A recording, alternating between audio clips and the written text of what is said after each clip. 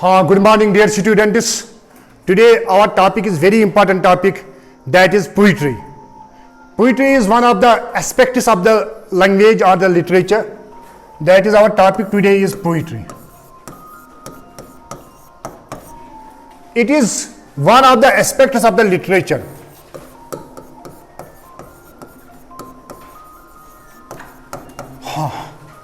Literature is known to you that literature, what is meant by literature? Literature हम किससे कहते हैं? Literature हम किससे कहते हैं? What is meant by literature? आपको क्या लग रहा है?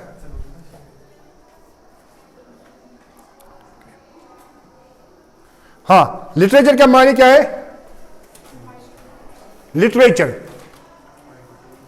Literature actually is that which reflects the life. यानी कि जिंदगी में जो भी होते हैं ना, वो लिटरेचर एक्सप्लेन कर रहा है. Not only whatever happiness in our practical life, whatever happiness behind the curtains. जो हम चुप चुप के करते हैं ना, समझ में आ रहा है? जो हमारे दिल में है होता है due to some restrictions of the society, and also because we are humans, we have to control our emotions, we have to control our feelings, because there is difference between animals and humans. Otherwise, animals and humans, as the scientists they say that this human, we are also animals, but the difference is this, that we are at the crown of the creation, isn't it? We are at the top.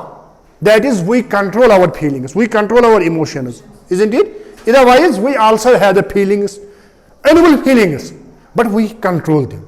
This is what this literature, it reflects that whatever happens in our life, even in public or in private.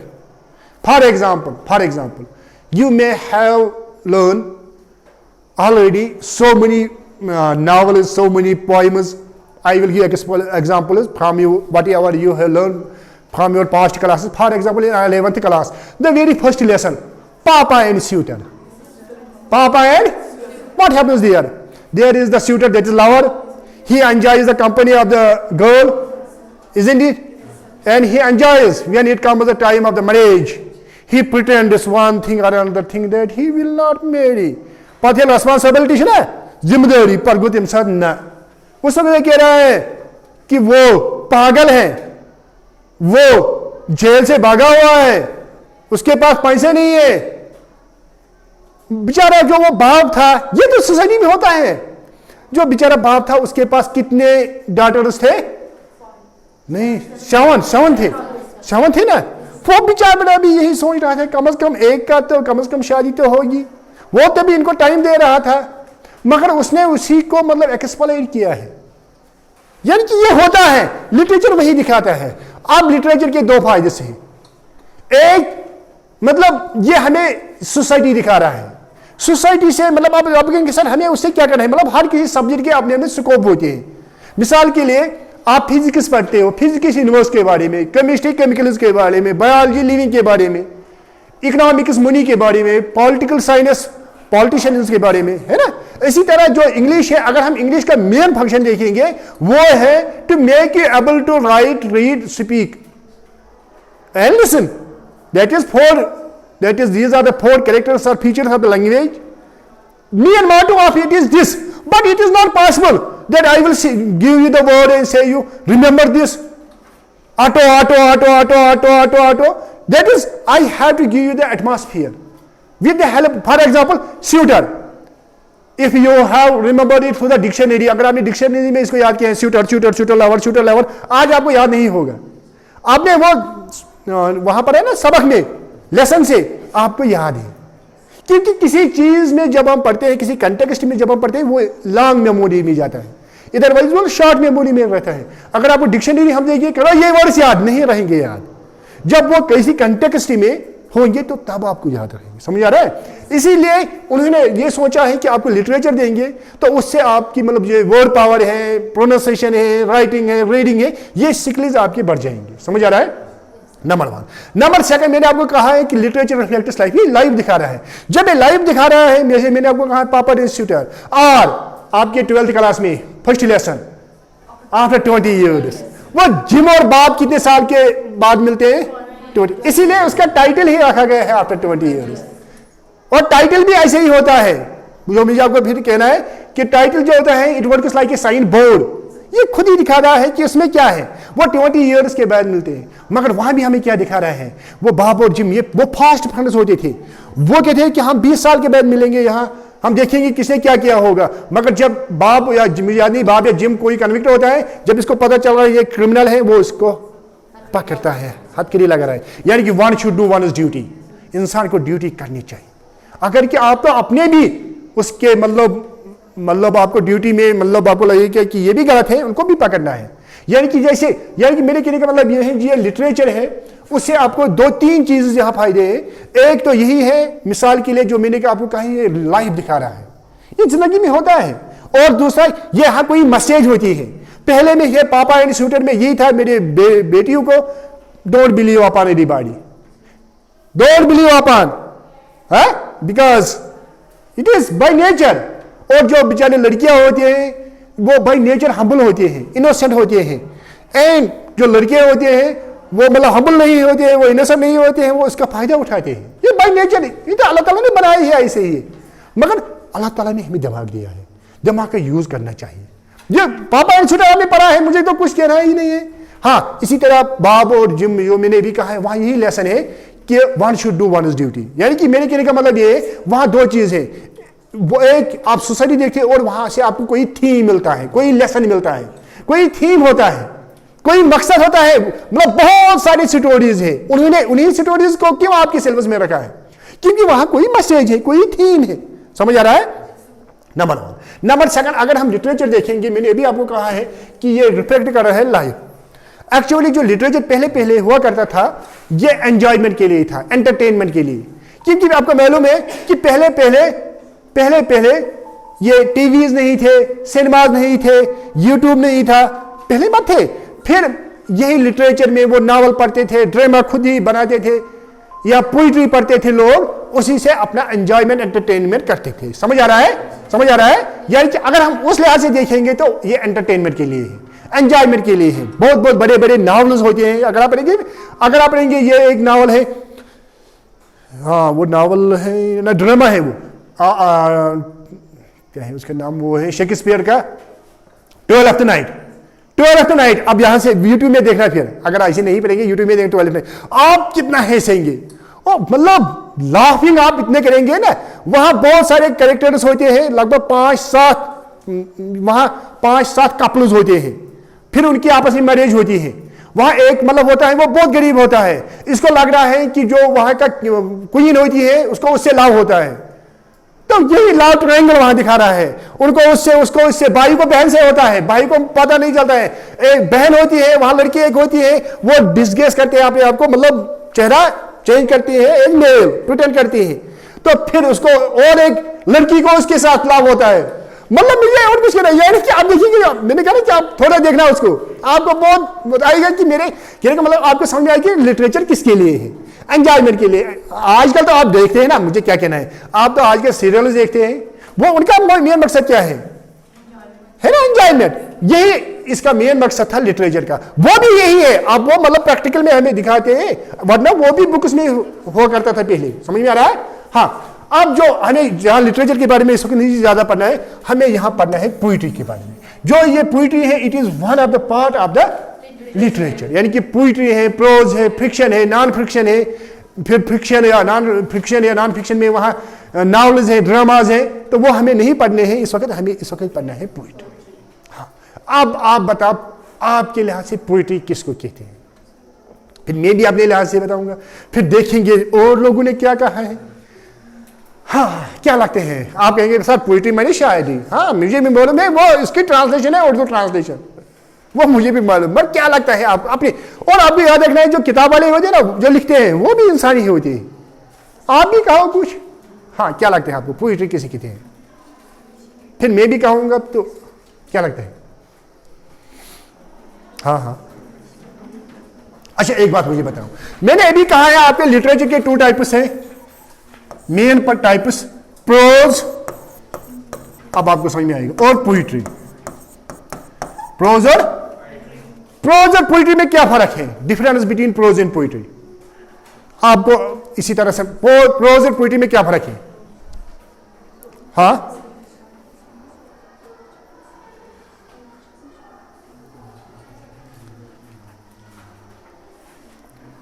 What is difference between prose and poetry?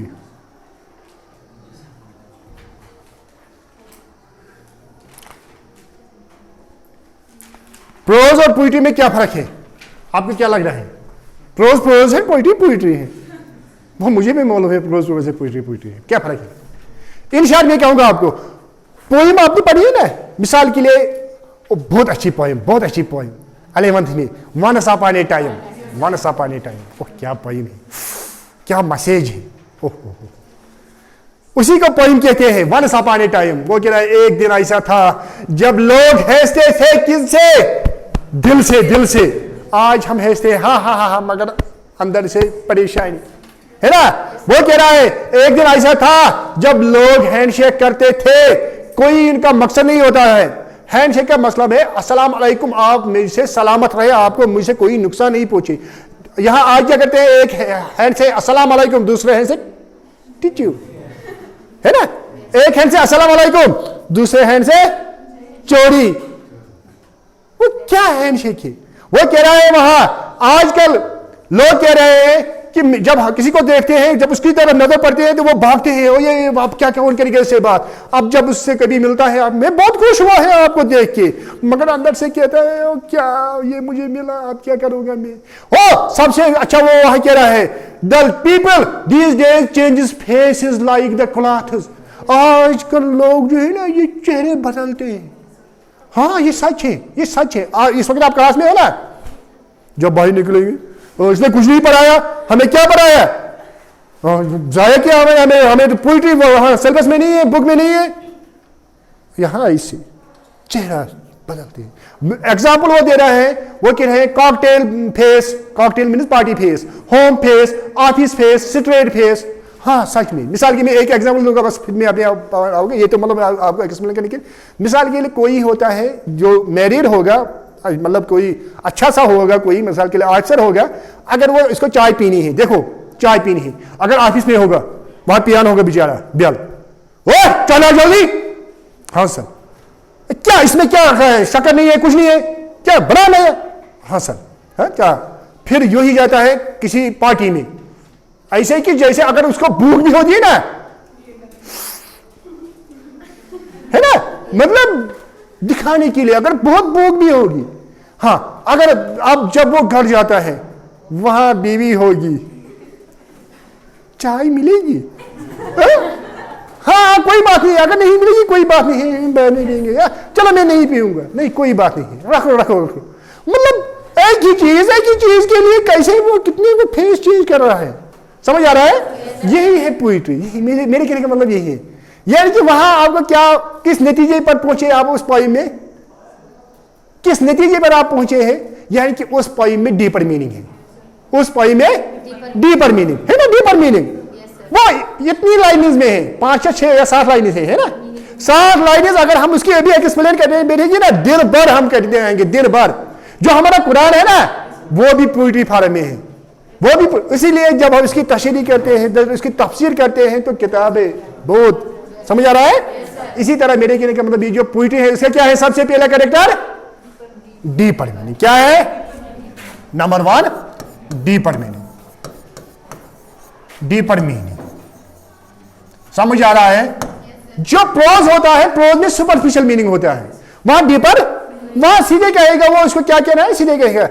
इसमें क्या होता है, इसमें deeper meaning. आप कहेंगे sir deeper meaning क्यों होती है, कैसे होती है, मैं कहूंगा आपके दिखाऊंगा कैसे होती है और क्यों होती है। इसमें डीपर मीनिंग इसलिए होती है क्योंकि इसमें हम यूज करते हैं लिटरेरी टर्म्स, लिटरेरी टर्म्स, जिनको लिटरेरी टर्म्स, मिसाल आप कहेंगे सर लिटरेरी टर्म्स क्या है। लिटरेरी टर्म्स वो है जिनको हम मिसाल के लिए मेटाफर कहते हैं, सिमिली कहते हैं, पर्सनिफिकेशन कहते हैं, वही इसमें यूज होते हैं। समझ आ रहा है, समझ आ रहा है। उनकी वजह से इसकी डीपर मीनिंग होती है। मिसाल के लिए आपने पढ़ा होगा, वही वो डैफोडिल्स आपने पढ़ी है 11th में, वहां वो कह रहा है they were the flowers were tossing their heads, ये तो टोजिंग मीन्स मूविंग। हेड्स किनके हैं? हमारे इंसान के है ना, इंसान के है ना हेड्स, मैं कह रहा हूं इंसान के है ना। हम ही मूव करें, फ्लावर्स के हैं, मगर वो वहां पर्सनिफाई उनको कर रहा है जैसे कि वो इंसान है। यानी कि जब हम किसी नॉन ह्यूमन को ह्यूमन क्वालिटीज देते हैं, इसको पर्सनिफिकेशन कहते हैं, इसको पर्सनिफिकेशन कहते हैं। इसी तरह मिसाल के लिए मैं अभी कहूंगा यू आर लायन, आप कहेंगे हो शेर है, भागो। नहीं, भागना नहीं है। That means you have the qualities of the lion, you are bold. मैं कहूंगा यू आर मून, आप कहेंगे सर तो चला गया है, उसको दिमाग में क्या, दिन में इसको मून कहां से आई है नजर? हाँ, उसका मानी ये नहीं है इस वक्त मून है, इसका मानी है you have the qualities of the moon, you are beautiful, you are soft. These terms are used by the poetess in the poetry. With the help of that, it gives a deeper meaning. समझ आ रहा है? समझ आ रहा है? और जो ये meaning होती है, मेरी बात समझो, जो ये मीनिंग होती है ये आप पर डिपेंड है, आप कैसे उसकी मीनिंग निकालेंगे, ये आप पर डिपेंडेंट है। यही वजह है, यही वजह है हम मुसलमान आपस में लड़ते हैं। मैंने अपना नजरिया है, मैं कोई मौलाना नहीं हूं, मतलब फिर वायरल होगा। हाँ, यानी कि जो कुरान है वो मैंने भी कहा है वो पोइट्री में है, तो एक मायने निकाल रहा है, दूसरा मायने मेरे हिसाब से, मेरे नजरिए से, वरना कुरान तो एक ही है, फिर लड़ाई किस पर है? मेरे हिसाब से लड़ाई नहीं करनी चाहिए।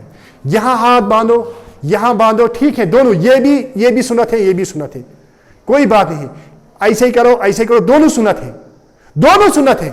आप कोई कहता है नहीं ये नहीं है वो नहीं, मेरे हिसाब से, मतलब मैं अपना नजर से कह रहा हूं, दोनों ठीक है। 20 पढ़ने हैं 20 पढ़ो, 8 पढ़ने हैं 8 पढ़ो, मगर कुछ तो पढ़ो। समझ आ रहा है? हाँ, 100 पढ़ो, एक ही पढ़ो, मगर लड़ाई मत करो। लड़ाई करो किस पर? बेहयाई पर। कितनी बेहयाई है आप लोग, बहुत हमारे बच्चे स्मोकिंग कर रहे हैं, शराब के शिकार हो गए हैं, उस पर लड़ाई करो।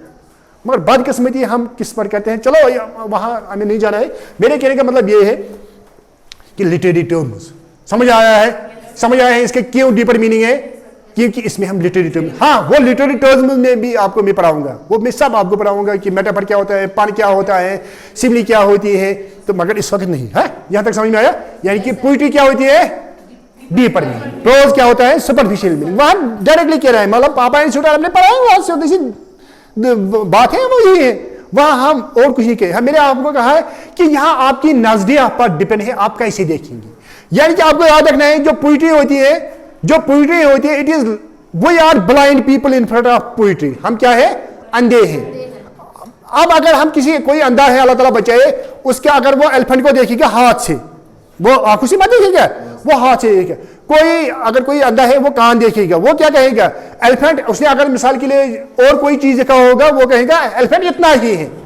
अगर वो इसकी टांग देखेगा, वो कहेगा, अगर उसने मतलब कोई दरख्त भी देखा होगा सिलेंड्रिकल शेप में, वो कहेगा एलिफेंट शायद उसी मतलब ट्री की तरह है। अगर वो पेड़ देखेगा, वो कहेगा शायद ये एक माउंटेन की तरफ है। यानी कि इसी तरह जिस नजरिए से हम देखेंगे, उसी नजरिए से हम पोइट्री की मानी निकालते हैं। इसीलिए जो पोइट्री होती है ये आप पर डिपेंडेंट है। शायद मैंने आपको इससे पहले भी कहा है, एक दिन क्या हुआ था, हम गाड़ी में, मैं भी कभी आपकी तरफ था, मुझे भी कभी बाल थे, अब तो मैं गंजा हूँ, सफेद है, वो तो अलग बात है, मैं भी कॉलेज जा रहा था कभी है। तो जब हम कॉलेज जा रहे थे, मेरे साथ और एक दोस्त था, मैं इसलिए आपको समझाने के लिए कह रहा हूँ। तो वहां एक मौलाना साहब था, मौलाना साहब वहां रिकॉर्ड चल रहा था उस वक्त, तो वो बसेस में हम थे, वो ऐसे कर रहा था। तो उसने मुझे कहा देखो मौलाना है, मैं नमाज पढ़ रहा था, वो बुजुर्ग था, मगर मुझे आज लग रहा है, उसको मुझे भी लगा है, मैं भी उसने इसके हकीकी की तरफ लिया होगा। मतलब वो उसने अपना नथिंग इज गुड और bad but thinking makes it so, अपना अपना सोच। ये क्या कहा गया है कि there are 2 person in the prison and once they saw outside, one saw above, he saw stars, अंदर सब बिलो, ही सा मड। ये अपना अपना नजरिया होता है। समझ आ रहा है? जो चोर होगा उसको सब चोर नजर आ रहे हैं, है ना, उसको सब ये भी चोर है, ये भी चोर है। हाँ, और आपको मैंने इससे पहले भी शायद कहा है कि whatever you hear, whatever you don't believe upon that। अगर कोई इसने आपको ये कहा है, नहीं, जब तक आप खुद नहीं सुनेंगे। हाँ, इससे लड़ाई होती है, बहुत लड़ाई होती है। whatever you see, whatever you believe half upon that। जो आप अपने आंखों से देखेंगे ना, उस पर भी हाफ ही यकीन करना चाहिए। क्यों? हमें नेगेटिव माइंड हो रहा है, हमें नेगेटिव माइंड है। क्या? अगर हम बाहर देखेंगे ना कोई लड़का और लड़की, तो लड़का और लड़की वो बहन भाई होती है ना, क्या हुआ आपको? होते है ना ये, हमें नेगेटिव माइंड हो, हमने इस लड़की को एक लड़की के साथ देखा है, और होगा ना, क्यों नहीं, वो इसका भाई भी हो सकता है, कजिन भी हो सकता है, बाप भी हो सकता है, नेगेटिव माइंड, उस पर भी यकीन नहीं करें। एक हदीस शरीफ है, अगर आप दो अपोजिट सेक्स के आदमियों को, यानी कि दो मेल और फीमेल को एक ही कमरे में देखेंगे, आप कुछ नहीं कह सकेंगे, you can't say anything, God knows better. अगर आप कुछ कहेंगे वो तहमत है, आपको बोले तहमत बहुत गुनाह है, किसी पर तहमत लगाना वो बहुत गुनाह है, बहुत बढ़िया गुनाह। मेरे यानी कहने का मतलब ये है कि जो ये पोइट्री है उसका जो मीनिंग होता है वो आपके नजरिया पर डिपेंड है, आप कैसे उसका मीनिंग निकालेंगे। मैं पढ़ाऊंगा अपने तरीके से, दूसरा सर ने आपको पढ़ाया होगा अपने तरीके से, ये मतलब वेरी, आप देखेंगे ना, जब मैं पढ़ाऊंगा आप कहेंगे उसने और कुछ कहा है, उसने और कुछ कहा है, हाँ ये तो मैंने आपको पहले ही कहा है, यानी कि आपको याद रखना है। समझ में आया? समझ में यहाँ तक आया? हाँ, और क्या है, और जो ये पोइट्री होती है ये म्यूजिकल होती है। क्या होती है? म्यूजिकल। म्यूजिकल माने म्यूजिक होता है ना, गाना, कहने नहीं किया, ये कुछ ही करेंगे। म्यूजिकल क्या होता है ये भी सुनते हैं, क्या गॉड नोज ये भी कौन है, हमें लग रहा है ये बीज है, क्या मालूम है कौन है ना, क्या मालूम है। हाँ, यानी कि ये म्यूजिकल है। म्यूजिकल का माने वेरी गुड। म्यूजिक में क्या होता है? रिदम और राइम। रिदम और राइम होता है म्यूजिक में। मिसाल के लिए आप, मैं कश्मीर में कहूंगा कोई गाना है, मिसाल के देवर सोबो क्या कोई की नहीं सी नहीं आ रही पहुंचे ना की नहीं सी नहीं, यानी कि सेम साउंड। सेम साउंड को हम क्या कहते हैं? राइम कहते हैं। क्या कहते हैं? राइम कहते हैं। और आपने सिट्रस पढ़ा है? नहीं पढ़ा है। सिट्रस कहते हैं लाउडनेस ऑफ द साउंड। कभी हम कोई साउंड को लाउडली कहते हैं, कभी हम किसी साउंड को लाउडली कहते हैं, इसी को रिदम कहते हैं। मिसाल देवर सोबो क्या कोई की नहीं, उसको रिदम कहते हैं। अब रिदम किस अंदाजे में कहेंगे हम? मिसाल कभी हम कहते हैं, एक्चुअली अगर आप इंग्लिश में देखेंगे तो इसको हम कहते हैं सिट्रस। क्या कहते हैं? कभी हम किसी आवाज को जोर से, वो सिट्रस, फिर स्लो जोर, स्लो स्लो जोर, कभी जोर स्लो स्लो स्लो, कभी जोर जोर जोर, इसी पैटर्न में होता है, इसी को रिदम कहते हैं। समझ आ रहा है? ये रिदम भी आपने सिट्रस अगर नहीं पढ़ा है उसके लिए मैंने एक लेक्चर बनाया था, तो आप वो देख सकिए अगर इफ यू लाइक। तो मिसाल के लिए आप, अगर मैं वहां जाऊंगा तो वो हम डिबेट होंगे थोड़ा। मिसाल के लिए आप थोड़े में दिखाऊंगा, आई लाइक यू, ये एक सेंटेंस है ना। इस सेंटेंस को जब हम मतलब पढ़ेंगे, इसको पढ़ने के मुख्तलिफ तरीके हैं, मुख्तलिफ तरीके हैं। मैं पहले लिख रहा था यहां लाओ, मैंने सोचा जब तक है लोग कहेंगे क्या हुआ इसको समझ आ रहा है? क्यों मैंने फिर ये कहा, मैं इसलिए नहीं कहा है क्योंकि मतलब हम नेगेटिव माइंड है, negative mind. We love our parents, we love our children, we love our girls, we love our sons, उसमें क्या है? मगर नेगेटिव माइंड क्या करेंगे? हमने लव नहीं लिख रहा हुआ, हमें लाइक लिख रहा हुआ, ठीक है।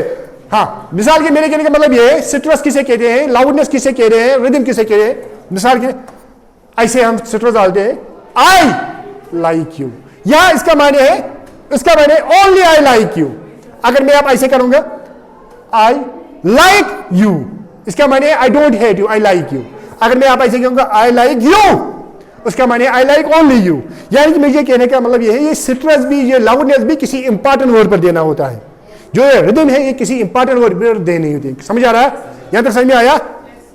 समझ में आया? नहीं समझ में आया? यानी कि इसीलिए ये जो पोइट्री है ये क्या है? म्यूजिकल है। म्यूजिकल क्यों म्यूजिकल है? क्योंकि इसमें राइम और रिदम होता है। तो वो राइम और रिदम हम किसी वक्त पढ़ेंगे। इसमें जो मैंने भी कहा है सिट्रस और अनसिट्रस, उसके हिसाब से उसके टाइप्स है, तो मगर इस वक्त हम नहीं पढ़ेंगे। या मिसाल के लिए जो राइम है उसकी भी राइम स्कीम होती है, A B A B A B B B C C, वो हम पोइट्री में भी पढ़ेंगे, तो मगर इस वक्त नहीं। समझ में आ रहा है? हाँ, और एक चीज याद रखना है, जो ये पोइट्री है उसका स्ट्रक्चर भी अलग होता है, प्रोज का स्ट्रक्चर अलग होता है। आपको मालूम है जो प्रोज होता है वो किन में होता है? वो सेंटेंस में होता है। ये सेंटेंस में नहीं होता है, ये लाइन्स में होता है, लाइन्स में। और प्रोज जो होता है वो पैराग्राफ में होता है। ये पैराग्राफ माने ये सिटेंजा में होता है, और यहाँ कॉम्प्लेक्स होते हैं, दो लाइन्स। और प्रोज में हम क्या करते हैं? जो पहला अल्फाबेट हो, जो पहला अल्फाबेट होगा वो कैपिटल लिखते हैं, या पहला वर्ड और फुल स्टॉप के बाद कैपिटल लिखते हैं। यहाँ हर कोई जो पहले वर्ड्स होंगे वो कैपिटल होते हैं, पहले मतलब जो अल्फाबेट्स होंगे वो कैपिटल होते हैं। समझ आ रहा है? तो अब मतलब पोइट्री इसके भी बहुत सारे किस्म है, मतलब क्या कहते हैं इनको, बलेड है, ये क्या कहते हैं जिसको हम मतलब लिरिक है, इसके बहुत बहुत बहुत किस्म है। तो मगर इस वक्त हमें वो नहीं पढ़ने हैं। यहां तक आपको समझ में आया? समझ में आया? अब आपको थोड़ा समझ में आया है पोइट्री। अब मैंने ये अपना कहा है, बस अब थोड़ा मिनट के लिए हम करेंगे, ज्यादा मत हुआ है, ज्यादा हुआ है, थोड़ा वेट कर सकेंगे आप? Can you wait? हाँ, अब हम देखेंगे जो वर्ड्सवर्थ माना जा रहा है, वर्ड्सवर्थ, तो उसने आपकी पोएम लिखी है डैफोडिल्स। अब देखेंगे उसने क्या कहा है, तो बस ठीक है, देखेंगे या नहीं, लेट में हुआ है? हाँ, 1 सेकंड। वर्ड्सवर्थ ने क्या कहा है? वर्ड्सवर्थ ने कहा है, उसने पोइट्री के बारे में क्या कहा है? वर्ड्सवर्थ ने उसने कहा है poetry is spontaneous overflow of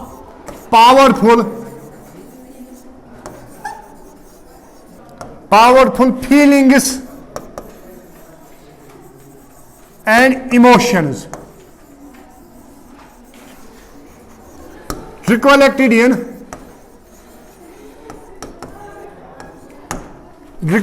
in tranquility। ये वर्ड्सवर्थ ने कहा है, बस हम इसको डिफाइन करेंगे, देखेंगे उसने क्या कहा। उसने कहा poetry is spontaneous overflow of powerful feelings and emotions. आपको मालूम है कि फीलिंग्स एंड इमोशंस, जो हमारे फीलिंग्स एंड इमोशंस होते हैं, हमारे मतलब जो भी हम कुछ कहते हैं वो मतलब जो हम कम्युनिकेशन करते हैं लैंग्वेज में कहते हैं, वो यही फीलिंग्स एंड इमोशंस होते हैं या थॉट्स एंड आइडियाज होते हैं, है ना। अब ये जो पोइट्री है ये थॉट्स और आइडियाज के बारे में नहीं कहता, ये किसके बारे में कहता है?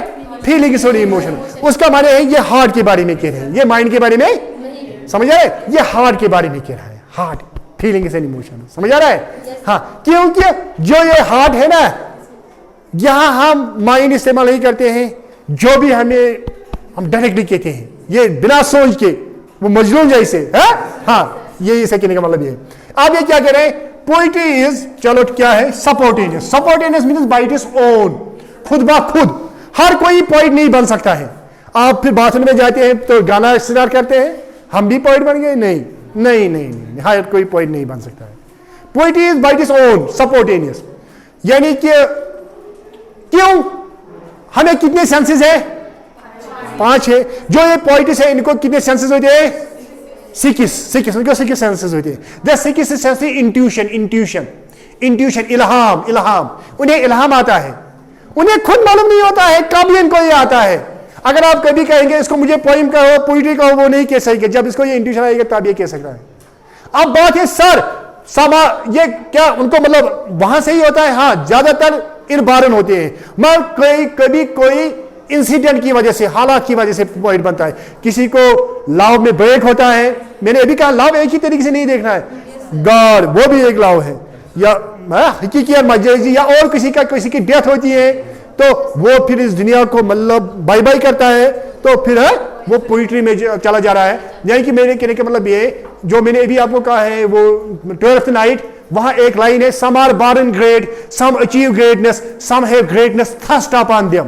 यानी किसी तरह कुछ इसमें उन्बारन होते हैं, कुछ अचीव करते हैं, समझ आ रहा है? तो कुछ मतलब बाय इंसिडेंट है।